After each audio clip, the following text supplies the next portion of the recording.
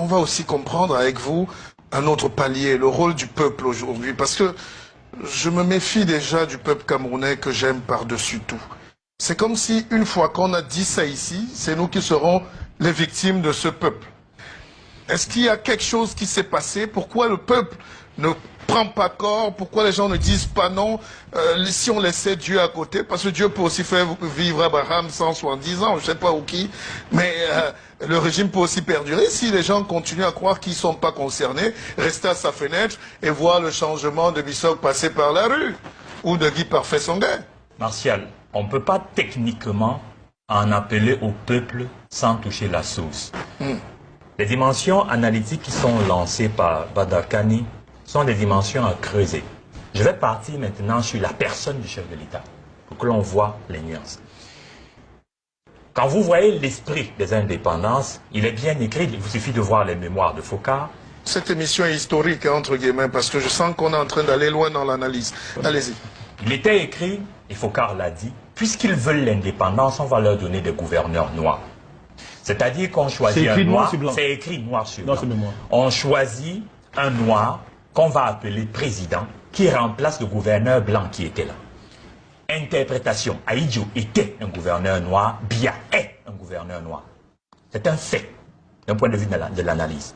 Maintenant, la personne de son Excellence Biaby Vondor, Paul Barthélemy, a été choisie pour gouverner le Cameroun pour les tares et les retards qu'on savait déjà sur sa personne.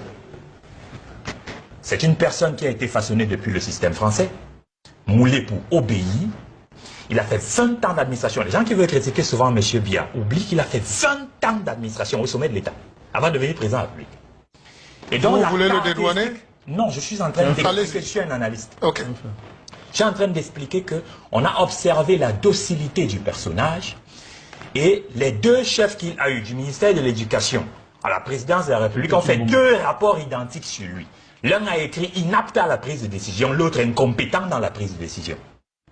Bien, d'un point de vue managérial, on savait, la France savait, que Maître Biaby Vondor Paul Barthélemy comme chef de l'État, c'est choisir une personne qui ferait comme expertise en management, le management laissé faire. Il n'avait pas la posture mentale, psychologique d'un chef. On est dans l'analyse. Donc à partir de ce moment, tout ce qui s'est passé, partant du coup d'État en 84, allait parfaitement en harmonie avec leurs prévisions. Il a été déstabilisé dans le peu d'autonomie décisionnelle qu'il avait en pensant tout simplement qu'il lui faut défendre désormais son poste. Ça veut dire que quoi? M. Biya a développé une seule expertise en 34 ans de pouvoir, c'est comment rester là. Lorsque vous voyez son mode de fonctionnement, c'est une personne qui pratique, demandez aux experts en management, ils vont vous le dire. Le management, laissez faire. La seule chose où il ne laisse pas faire, c'est tout mécanisme qui représente de près ou de loin un danger pour sa position de pouvoir.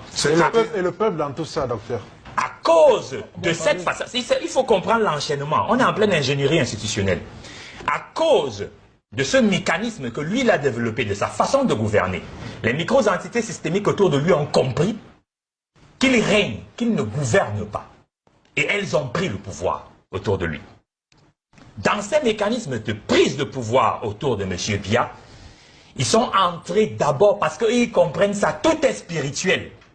Le pouvoir s'acquiert d'abord de façon spirituelle. Et là, on est dans le domaine ésotérique, c'est-à-dire le domaine du diable.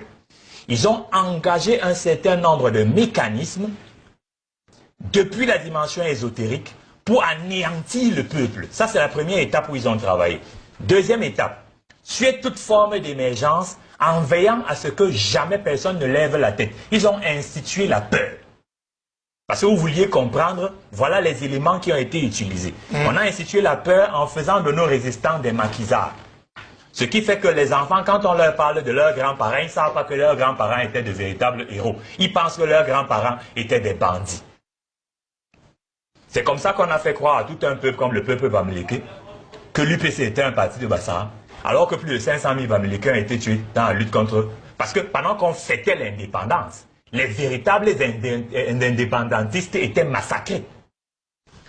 D'abord, la peur a été utilisée comme instrument d'anéantissement de toute forme d'émergence.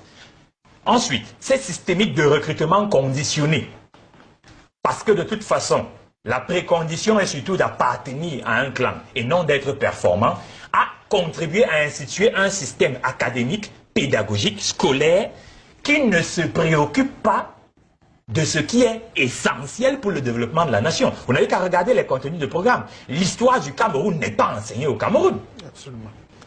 C'est comme ça aussi qu'on a réussi à intégrer autre chose, la division à travers le tribalisme. C'est l'une des plus grosses sottises qu'on a mises dans l'esprit des gens. Enseigner par exemple que le Cameroun a 250 langues ou je ne sais pas quoi, ça n'a pas de sens.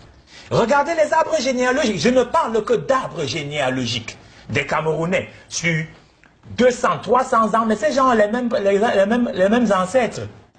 Quand on dit par exemple, j'aime le peuple de l'Ouest parce qu'il est symptomatique de ce mensonge scandaleux qui a été propagé.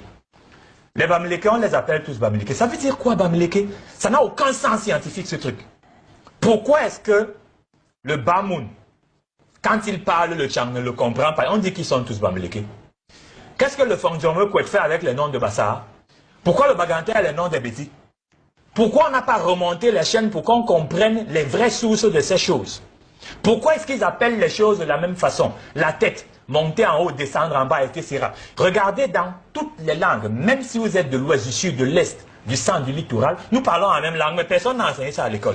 Oui, mais parce que politiquement, c'est plus facile d'avoir de créer une élite de l'Est avec une grosse tête et une élite du Sud avec des petits pieds. Ce n'est pas de l'invention, c'est un principe machiavélique connu, divisé pour mieux régner, injecté au Cameroun par la colonisation française et entretenu par le néocolonialisme. Parce qu'il faut répondre à vos questions.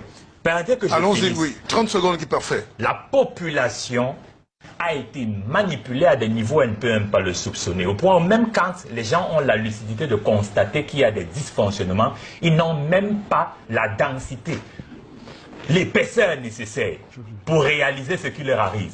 Pourquoi? Et c'est un principe que je vous l'ai dit. Il a dit, certains n'ont pas compris jusqu'à quel point c'était vrai, Bandakan il a dit, ils ont appris à tuer les enfants avant même leur naissance.